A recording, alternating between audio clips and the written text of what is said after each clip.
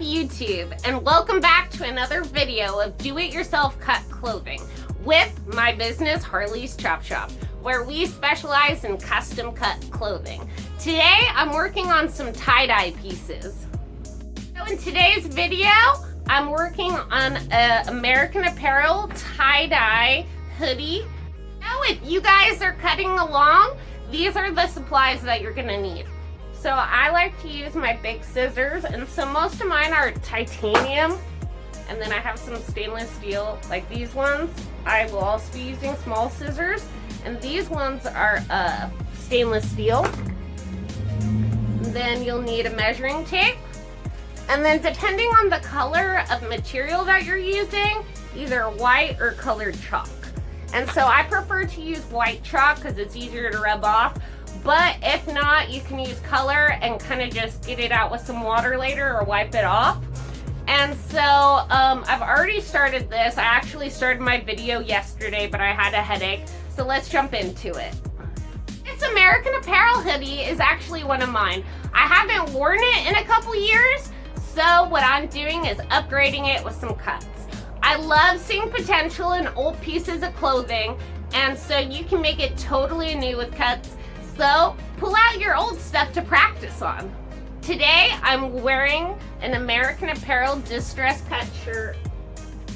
And so my business Harley's Chop Shop actually cut this. So if you'd like to see the video of me cutting this shirt, be sure to check down below in the description.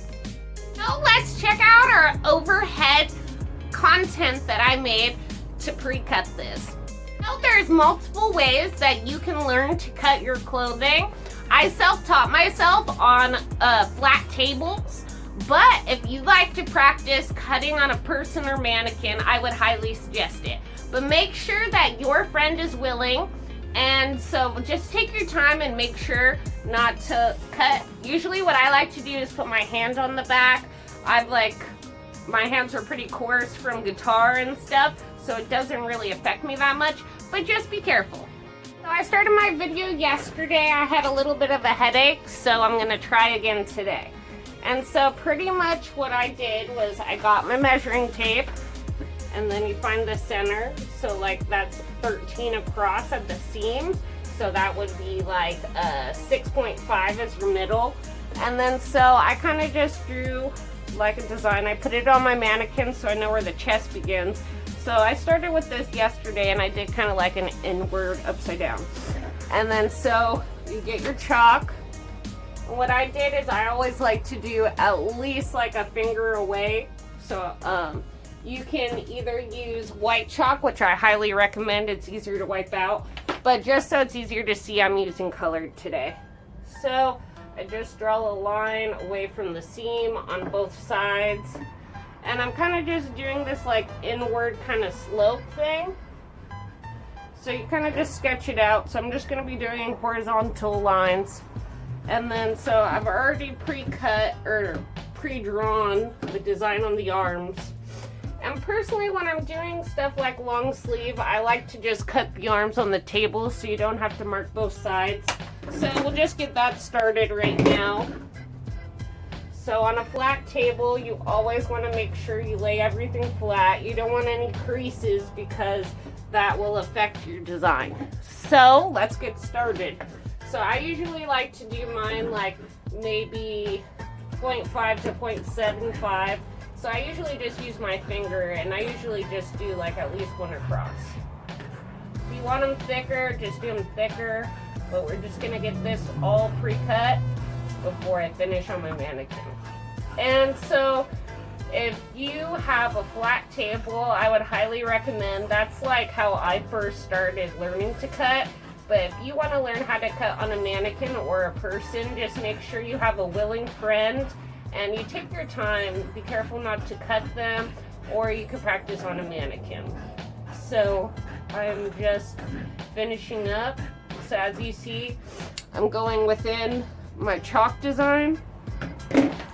So just to give you guys some measurements, so it's like about 18, and so I did that for the elbow part.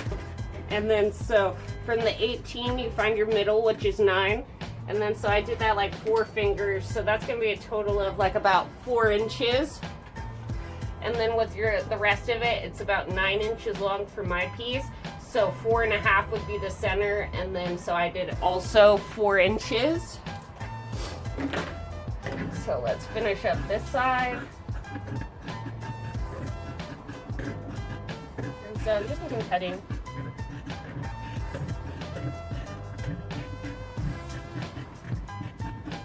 And be careful around the end because it's going to be a little creased if you have a bottom.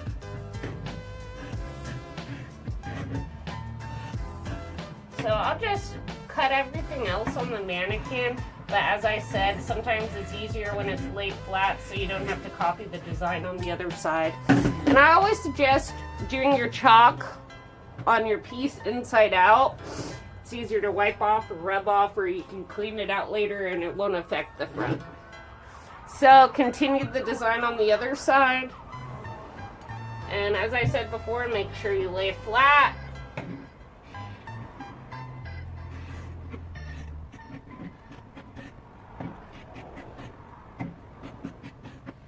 Let's continue.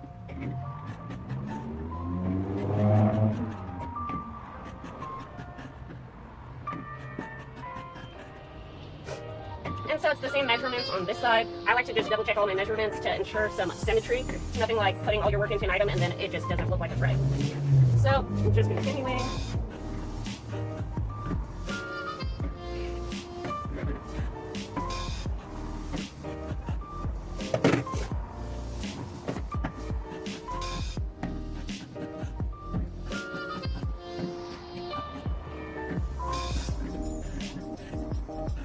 Okay, so now that the sleeves are cut, we're going to finish off by putting it on the mannequin. We're going to be doing the horizontal lines right there. Then on the back, I'm just going to be doing like a V inward, so I chopped it all out. So try to cut underneath the seam. You don't want to cut that or else your sweater will come undone.